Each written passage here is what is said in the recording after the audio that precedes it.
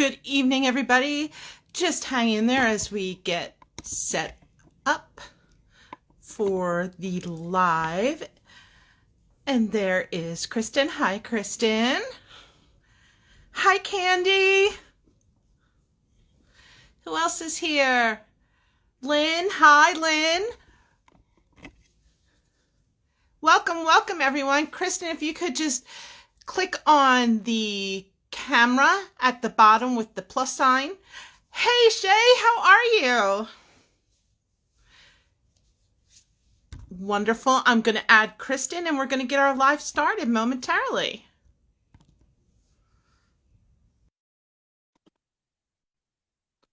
Welcome, everyone. Lots of love to you, too. I'm so happy to see so many faces. Hi, Kristen. Yay! We're here. Yay, we did it. Yeah, it is so great to see you. It's been I feel like forever. I know we talk online and everything, but like to actually see your face, so it's wonderful. I'm so happy. Yay, thank you. You look so beautiful. Yeah, I'm wearing my teal. I know I should be wearing my orange, but I literally just ordered my orange shirt for Resolve, my 1 in 8 shirt that I can wear on Advocacy Day on May 18th, but I'm sporting the teal for PCOS, so Yay. I am representing. Yeah, I got it covered for sure. So welcome, everybody. We have a fantastic Instagram live this evening.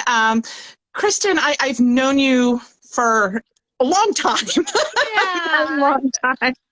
And I love you. I love everything you do, and you're so amazing. So this is such a special time to be together, and I'm so happy. It is. And the reason why we are together is we're talking about infertility, and it is National Infertility Awareness Week. Now, what many people may or may not know is that PCOS is actually the leading cause of infertility in women. That's huge because PCOS affects approximately 1 in 5 or up to 21% of patients worldwide. And if you think about that in context that infertility affects 1 in 8 people, that's a big number. So we're going to talk a little bit about this because I know a lot of times when we're talking about infertility and you come onto lives, we're talking about the symptoms and the treatments like IVF or IUI or injections or medications, but we're not talking about really the most important thing that we should be dealing with, which is our emotional well-being. You know, stress, depression, anxiety, all goes along with this. And it's important to talk about because that also can contribute to the decline in your physical health or can also be a roadblock when you are going through an infertility journey or a family building journey. So we're going to talk a little bit about that. And let me first start by introducing Kristen and let her tell you a little bit more about herself and what she does. I'm very excited about it. So welcome, and would love you to tell everyone what you do. Well, I was diagnosed with infertility, and at the time I had my own preschool. I had 51 little ones every day. When I was 22, I started my own company, and I didn't even know that you could get a medical diagnosis of infertility. And so way back when, you know, we were still, you know, this whole industry just bloomed, right? About the support system and you know, help, you know, resolve in what you do and what I do. So it was a different kind of way. You know, you got this medical diagnosis and, you know, I felt so isolated and alone.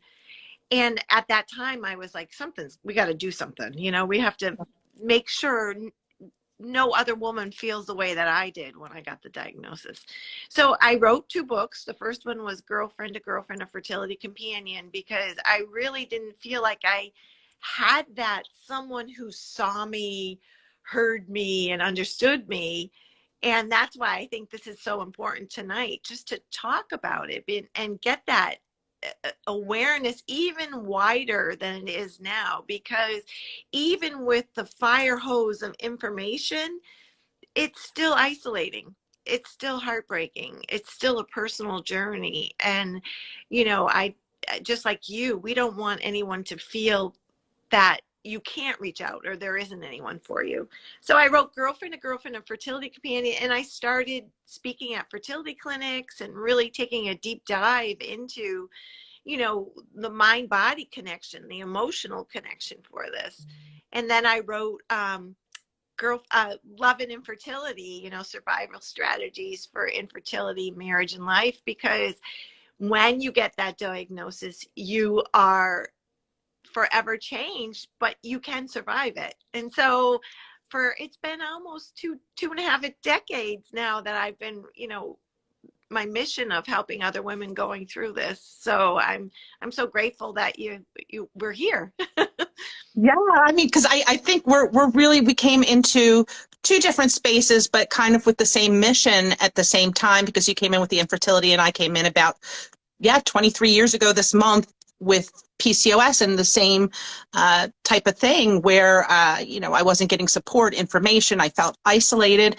And interestingly enough, I learned that I had PCOS because I was dealing with infertility and nobody could tell me why I wasn't menstruating, why I was gaining weight, why I wasn't getting a period.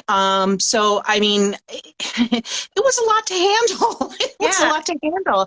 And it's still, even 23 years later and all the advocacy that I've done, it still is extremely overwhelming at times. And I know for some people, even dealing with National Infertility Awareness Week, even though it's meant to shine a light on things, this in itself can be overwhelming and isolating to some people because they feel very sensitive about that. So that's one of the things that I really want to talk with you about, because you've done a lot in this area, and would love to know, how do we begin to kind of dissect this or understand it or deal with it even? Well, I think it is so overwhelming. And I want to reassure everyone, this is a medical diagnosis. This is, you're at first, maybe you were a little bit, unsure, or even, just like what you said, you entered because you were trying to create a family and you got the diagnosis.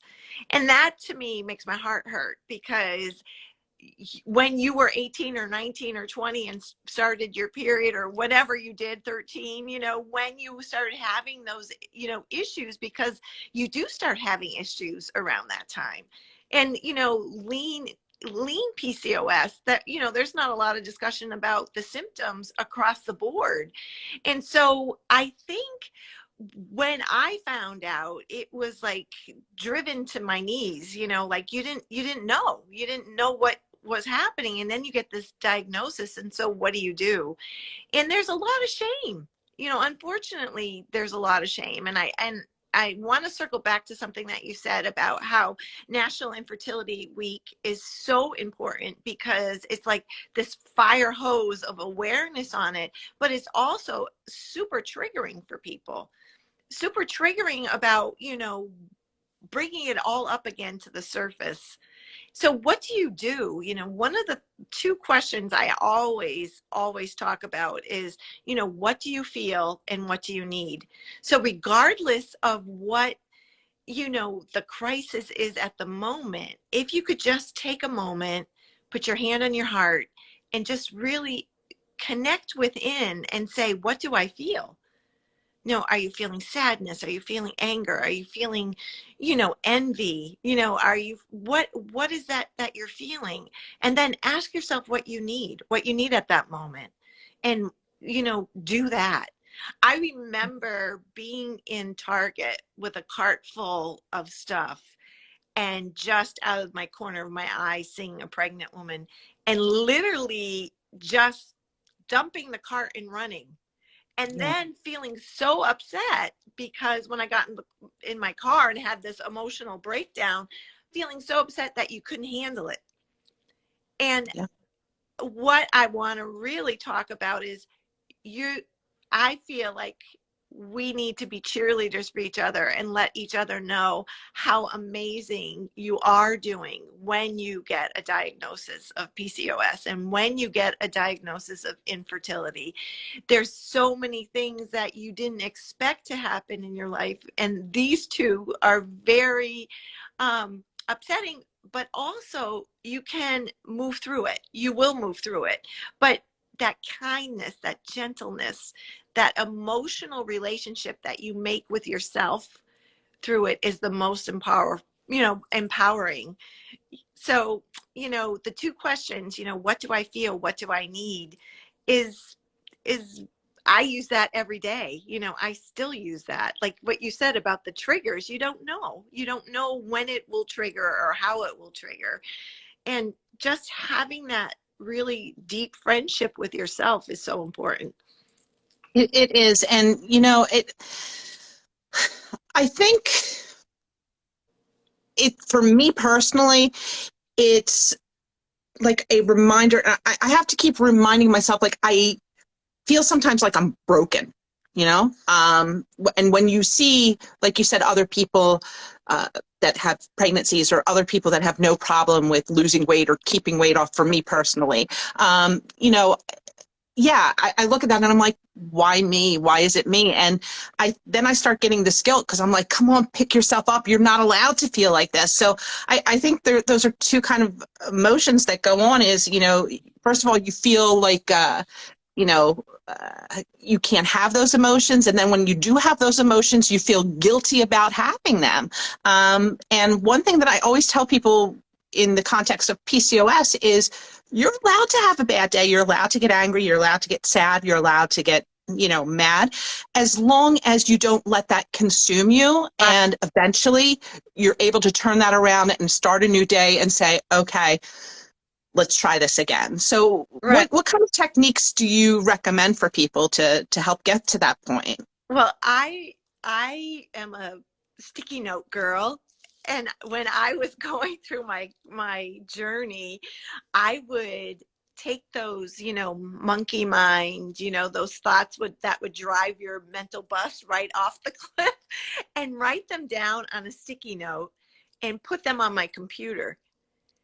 And then give myself whatever amount of time I needed to read those sticky notes over again and really give it attention, because those feelings that are coming up for a reason. That's your mind, body, spirit, mental body, emotional body talking to you about this time in your life.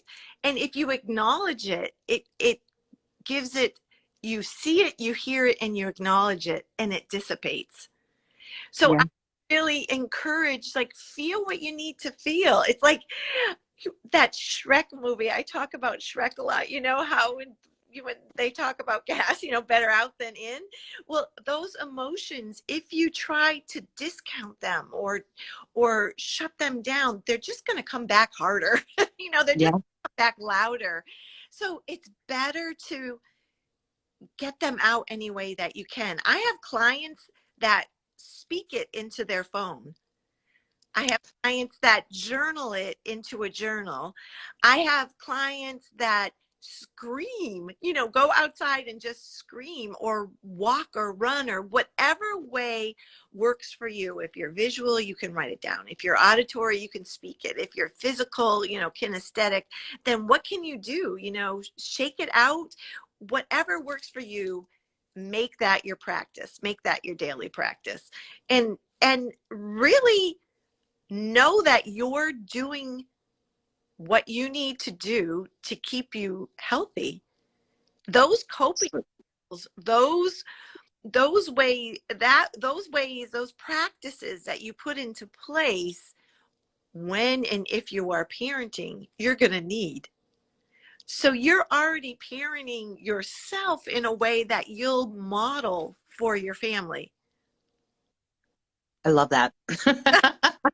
I absolutely love that. And speaking of family, we talked a little bit about dealing with our own emotions and how we react to things. But what about when we start adding in other factors, like people that'll ask questions like, why aren't you pregnant yet? When are you going to start trying?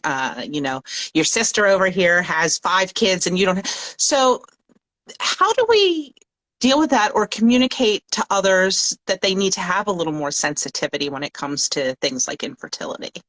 Well, I remember that, and that was almost like debilitating, you know, social events or whatever. And it's really having like an elevator speech. You know, an elevator speech for work is to be able to clearly explain what you do in between the floors of an elevator, right? And so some of them I had at the ready were like, I have a whole team of experts working on that. You know, babies come when babies come. You know, you'll know when we know, you know, whatever phrases that you have tucked in back of your brain. Because for me, it was the anticipation of the question, and also how do you answer that? You know, how do you answer that? It really isn't anybody's business. You know, Yeah. it really isn't. You know, you don't, that's such a personal question. But to be armed and empowered, you know, with a few phrases. I have some of my blogs on my website that you're welcome to take, you know, because at the beginning I found myself being very like angry. You know, I would reply in a very kind of ugly way and then have to deal with the feelings after that. But it's really, you know, arming yourself for those moments. Did you ever have that, you know, I had it repeatedly with, like, you know, the PCOS and the infertility both. You know, people questioning the things that I would eat at dinner, and, you know, shouldn't you eat this instead, or this is good for infertility, you should try this. And, you know, people definitely have well intentions. Well, most of them do, but yeah, I have pillars, and I did a whole post on this for the holidays, and yeah. it's preparing yourself before you go into the situation. You know, for lack of a better term, preparing yourself for battle, basically. And so, you know, ahead of time, you can call and talk to who's ever having the party and saying, you know, I'm going through some things. I might have some special nutritional needs. Can I bring something that is PCOS friendly that I can eat to, you know, I don't want to offend you, but I have to eat a certain way. When it comes to, you know, questions about when are you going to have kids, it was, you know, like you said, we're working on it. We have a team of specialists, and, you know, there were even times where I would say, you know, I'm tired. I think I'm going to leave early when I couldn't deal with things, or, you know, simply I would say to people, you know, I'm going through a lot right now, and this is a topic that I really don't feel comfortable talking about in this situation. Yeah. And it's okay to say that, right? Yeah, yes. And what I talk about too, and what I used to do, I would break the event down. So if there was something that you had to go to, then just go to cocktails, or, you know, break it down that you set yourself up to feel like you're winning, right? So if Yeah. you say, I'm only going to go for cocktails, or I'm only going to go for dessert, or don't go, you know, we were talking just the other day about, you know, 10 years from now, no one's going to remember if you went or if you didn't go. Right.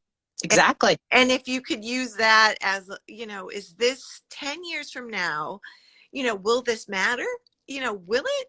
And give yourself permission not to go.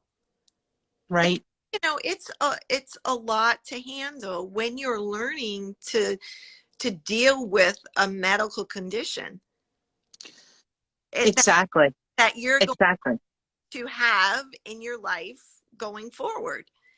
And, you know, you're so precious that you deserve to do what you need to do at this time.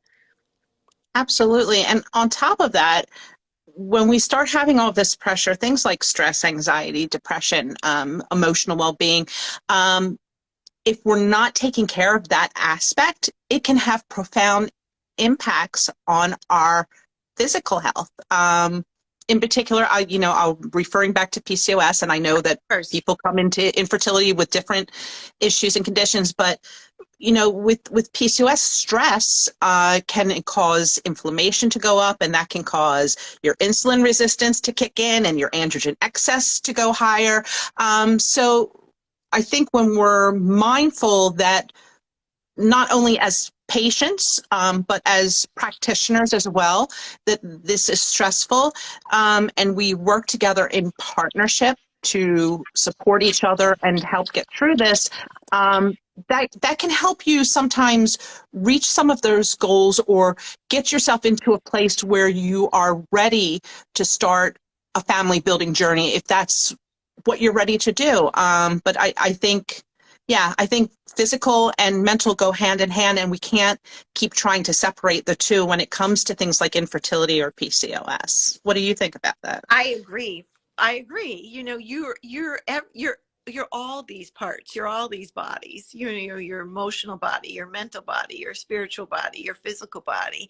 And when you're building your team, you can be picky. You can pick who you want on your right side and on your left side. Who are your fellow travelers? Who are your five that you want by you? And that was a big lesson for me. That was a big lesson, to learn to be picky, to learn to say, this isn't working for me. And, I think I need this. And sometimes you don't know what you need until it doesn't feel right. And that's why going going and listening within, and, empowering yourself through, intention, gratitude, self-nurturing. It's so important. I think overall for all of us, regardless of where we are and what we're doing, having that focus and practice is so important. It really is. And that's also why things like support are really vital when we're going through this, because sometimes, as hard as our partners, our family members, our friends try to understand, unless somebody is going through the same situation that you're going through, they may not understand it the way you want or need them to understand it. So I am a huge advocate of support and support organizations like PCOS Challenge for PCOS, like Resolve for infertility, because as you said in the beginning, it can feel isolating, it can feel overwhelming. So sometimes we need to lean on others, and we need to let them wrap us up in their arms and in their expertise and their knowledge from their journeys to help us get through this. I mean, can you speak a little bit about support and why that's something that might be good for people? Well, I can tell you, when I was first starting out, for me, I did not seek support. I was of the mindset, if I did that, I would admit that it's pretty bad. Yeah. I didn't. And that was a big mistake, because it took me, a little bit, I would stalk Resolve and stalk all these other supports online. But when you are in a situation, it goes back to those three components. Like, if you are seen, if you are heard, and if you're understood, this journey will be lighter. And it's for you to decide how you want to be seen, how you want to be heard, and how you want to be acknowledged. Sometimes your support needs change. Sometimes it's, you can have a group, or you can have a one-on-one, or, you want to kind of hermit away and be by yourself. But it's being able to create that whole, it's, the game of life. Like, who do you want by you? So I encourage, to come out from behind the screen and really connect within the group. Like, it was my first advocacy day for PCOS, just a few months ago. Yeah. And I was like, why haven't I done this before? This is so amazing, because it was so much love. Yeah. And I think that is what you need to get through is just unconditional love. And it's your decision what you want, but take it from me. Don't make that same mistake. And that's kind of why I'm on my soapbox about seeking out support. No, I completely agree with you. Because I think that was my thing from the very beginning when I decided I was going to start advocating. Was I remember, again, being isolated, being alone, having all these things thrown at me and not having explanations or anyone who understood. And I said, my God, I can't imagine others going through feeling what I'm feeling. And I never wanted anyone to ever feel the way I was feeling. And that was enough for me to empower me to start doing what I did.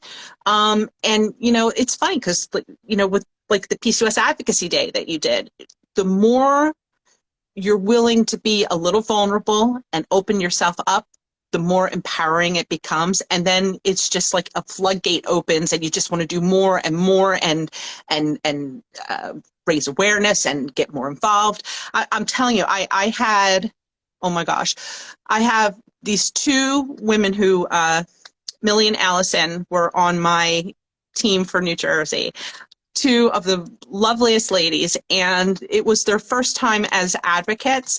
And now the two of them are like ready to go. Like they were shy. They're like, I don't know if I could do this. And they spoke up, and now it's like you can't get them to stop talking about it. And I love that. I love seeing that spark in people. And I want everybody to feel that. And I know it takes time for some, but I'm telling you, just start telling your story, like Kristen was saying, even if it's journaling or talking into your phone. Just sometimes getting it out is taking a big step. And the more you hear it and the more you hear your voice, the more you know this is okay. This is going to be okay. Maybe not right this minute or in the next day or the next week, but eventually it's going to be okay because, as you said, you're working through it. So what are some other techniques that we can use to work through this? Well, I think for me, it was the uncertainty, you know, just the uncertainty of the whole process. So I did create that everyday certainty system. And, you know, one of the big things, you know, type A kind of personality girl, I did my goals every year. And then when this happened, I just was so focused on getting pregnant, and that shifted to being a mom. But I really would encourage people to really keep dreaming, like, you know, maybe every new moon or whatever, just write down what you have in your heart that you'd like to do. And even if you can't feel that you can do that right now, but just keep dreaming, you know, keep that going, keep it. So, you know, do your dreams list and then, you know, filter that down to goals. You know, every year mine was to be a mom, you know. Yeah. And when I wrote Girlfriend to Girlfriend, a fertility companion, the next goal was to be on the Today Show and talk about infertility, because way back when it wasn't, you know, out there. And how crazy of a goal was that? It was just as crazy at the moment to be a mom, to be on the Today Show. And then Dr. Ali Domar and I, you know, I had done Dr. Ali Domar's class and everything, and she called me one day and she's like, hey, I can't be on the Today Show, could you go for me? And Isn't it weird the way things work out? That's awesome. so strange. So I'm just saying that because when we get tired, when we get depleted, you know, we forget that we're beaming out to the universe our order, right? Like Dunkin' Donuts, you know, you pull up and you order your coffee, but you don't worry about how it's going to get made. You just know through that magical door out comes your coffee. And I think if we can keep connected to that unknown part about, you just hold steady, you hold steady, you know, I love and accept myself and I'm entitled to miracles. You hold that and you make that your mantra, the universe will line up how that miracle comes to you. And Absolutely. and there's a lot of unseen things that happen and a lot of support. And I would just encourage people to ask for support. You know, Right. ask, 100%. 100%. ask for what you need. Ask for support. You know, that is my still go-to affirmation. I love and accept myself, and I'm entitled to miracles. Because when I was going through it, I didn't really love myself. I didn't accept myself. And the thought of a miracle was so far away. But just holding that, writing that every day 3 times. I love and accept myself, and I'm entitled to miracles. Yeah. We all are. We all deserve that hope. We all deserve that opportunity. And that's one of the reasons why I love National Infertility Awareness Week with Resolve, because it's giving people that opportunity.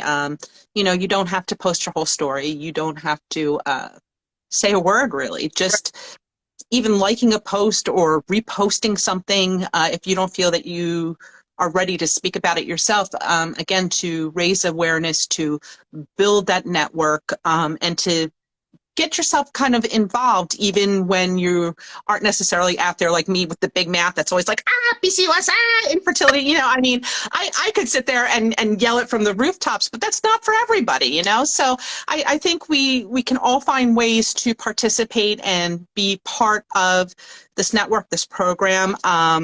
You did PCOS Advocacy Day, and we have another advocacy day coming up May 18th, which is Resolve's Advocacy Day for family building.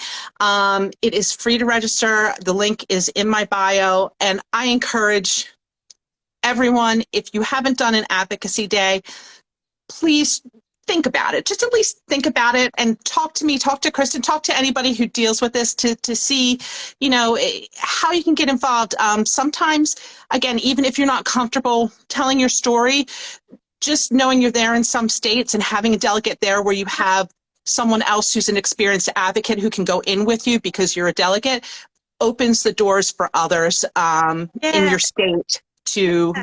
And even just to be there as a wing person for someone. That's right. Just to be on that Zoom call, just to advocate, your presence is so important to put a face to this. What you just said was so perfect, because I joined at PCOS Advocacy Day, and my senator was never, called upon. And when we were right in the meeting, she was logging on and going on to the bill, and big girls don't cry, but I was like trying not to cry because I was like, what are you doing? And she's like, oh, I'll go right now. I'll add us on, and yeah, we'll push the bill through. And it was, you never know what difference that you can make by just being you, just showing up. And so that's right. It's so much love. And it's right there for you if and it's okay if you don't want to join in. It's okay. Yeah. Just talk. You could again. You got big mouth me. Wah! I'll be there talking for everybody for But yeah, don't be afraid of at least trying it, because you don't have to have prior experience. You don't have to know how to lobby or, be in with all the political types. They just want to hear your story, And you're not alone. You are with an army, with a small army, right? Yeah, right. Yeah, it's great. So, Kristen, what are some ways that people can find you and get in touch with you if they want to learn more about infertility, about emotional awareness, about your coaching that you do?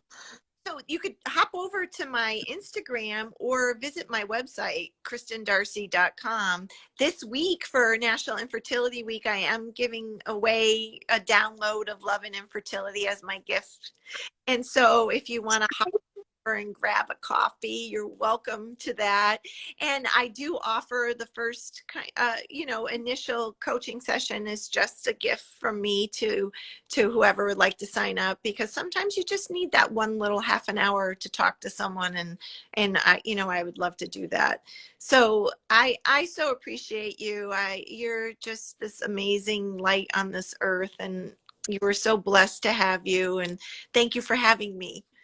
Oh my God, thank you. And I think of you as a light, and just you always have a way of putting things into context, and letting people know, like you've been saying, it's okay, it's going to be okay. And that's one of the things that I've always loved the most about you, is just that it's so comforting to have somebody there to reassure you. And I thank you for always being that support and that reassurance, because it's hard to find that nowadays. So thank you.